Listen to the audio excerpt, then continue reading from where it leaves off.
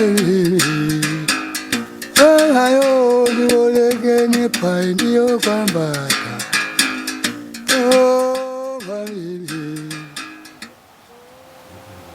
welcome back, and in case you've just joined us, happy Africa Day to you. Now, according to the World Health Organization, over 1/3 of African countries have reported disruptions to essential health and immunization services throughout the COVID-19 pandemic and the onset of the vaccination rollout programs. Now, shortage of funds, critical care resources and inequality in the global vaccine distribution have further put a strain on the African continent's state of healthcare. And to give us more insight, we're joined by Mthandazo Ndlovu, a Democracy and Governance Program Manager at OXFAM SA, and also with us is Dr. Phionah Atuhebwe from the World Health Organization's Regional Africa Office. And to both of you, welcome to Morning Live and happy Africa Day. Thank you, Sakina, and happy Africa Day to you and the rest of the fellow Africans. Mthandazo, let me start with you. So we are still dealing with the COVID-19 pandemic, and this has, of course, just further exacerbated the healthcare inequalities that Africa had been plagued by. How dire is the situation, though, compared to pre-COVID-19 pandemics? It is quite dire and quite disruptive, Sakina, if you consider the fact that Africa has got over 1.2 billion people.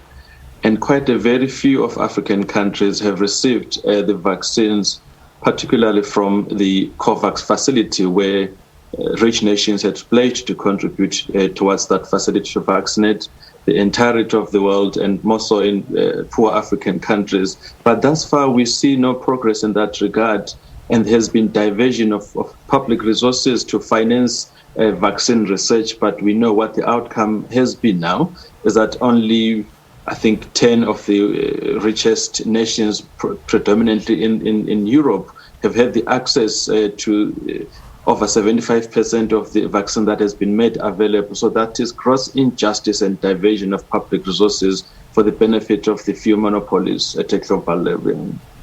So just to get a better sense of what exactly has been done on the African continent, Dr. Atuhebwe, you are currently coordinating the World Health Organization Africa's COVID-19 vaccine readiness and equitable delivery task force. That, of course, leading the rollout of COVID-19 vaccines on the continent. But how many African countries have actually benefited from the COVAX vaccine rollout thus far? Thank you very much, Sakina. So we have had a lot of achievement in the few months, much as we're still lagging behind. So we have 49 countries on the continent that have started vaccinating with about 42 million doses, but these are doses from all different sources, COVAX facility, bilateral donations, and bilateral deals. So 43 countries have received 19 million doses from COVAX, and all the 43 countries have started vaccinating with COVAX doses. We know that we have about 25.5 million doses that have been administered on the continent, and over 5 million people that have been fully vaccinated.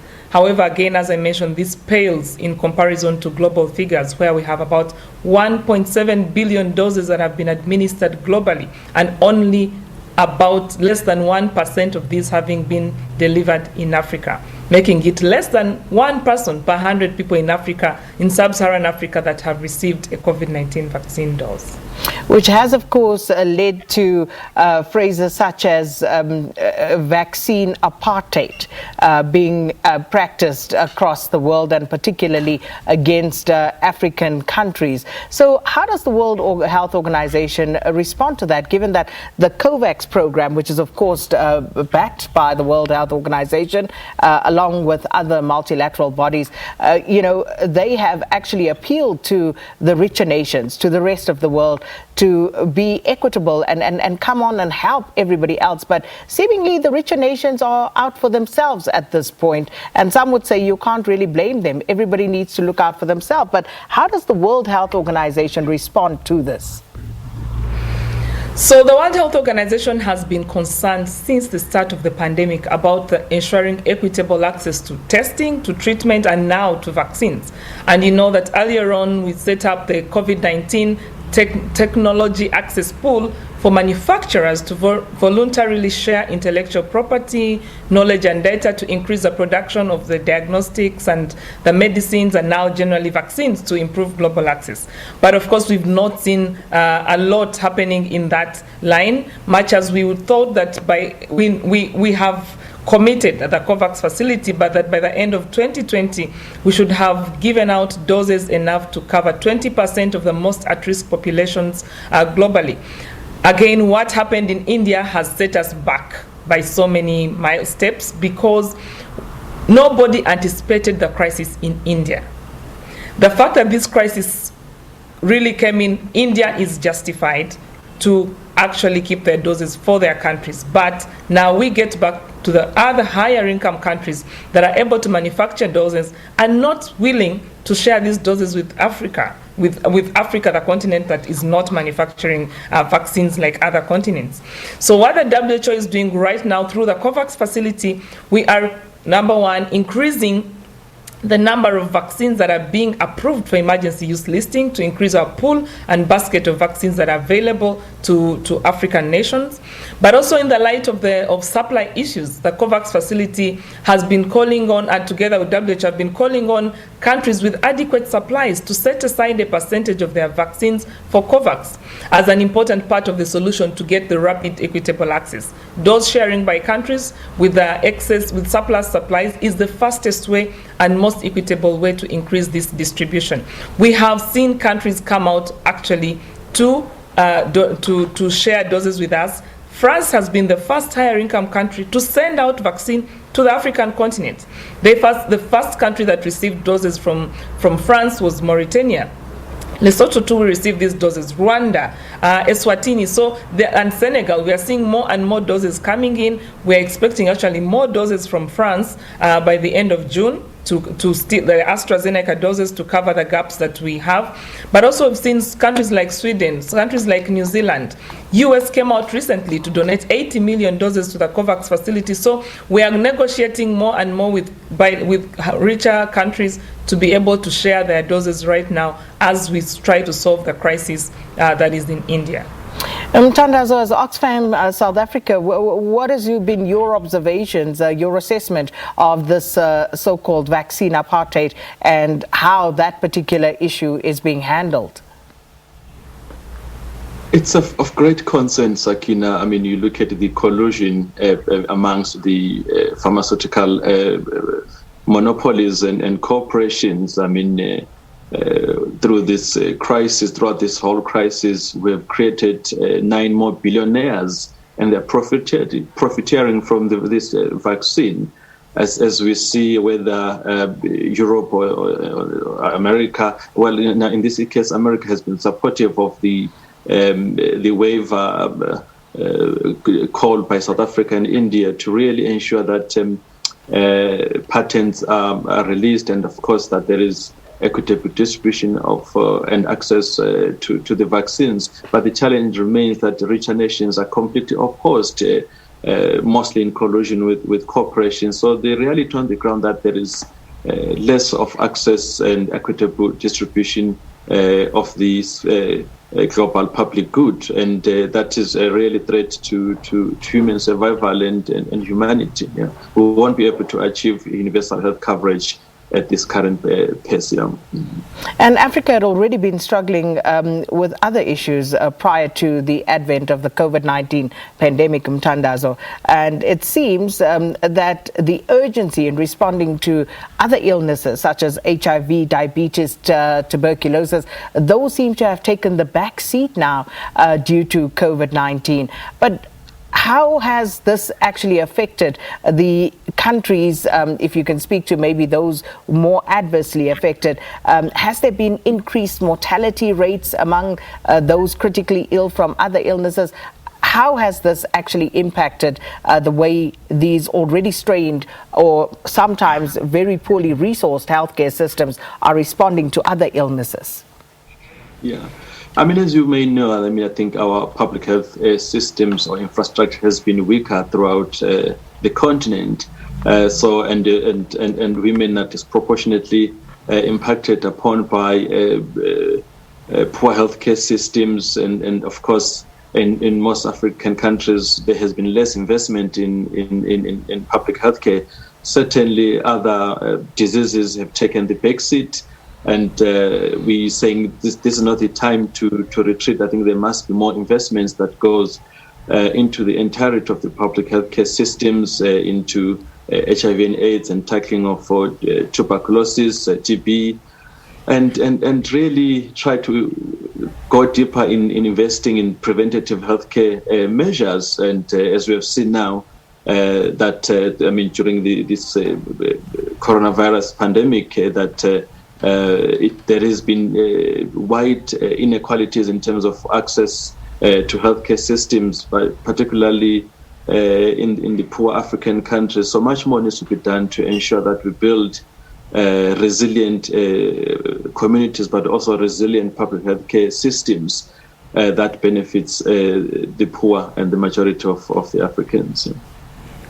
So, Dr. Atuhebwe, the World Health Organization also calling on governments to at least vaccinate 10% of their populations. But are there any specific concerns that the World Health Organization has in this instance?